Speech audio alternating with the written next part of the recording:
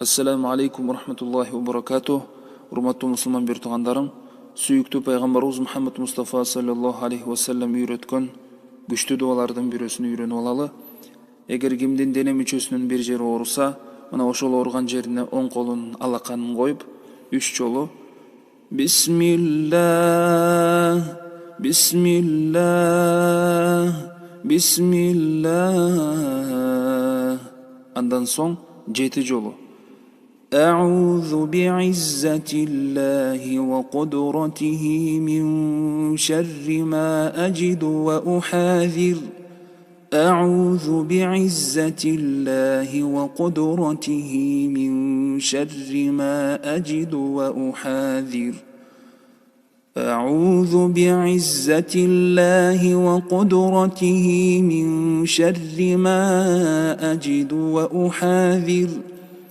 أعوذ بعزة الله وقدرته من شر ما أجد وأحاذر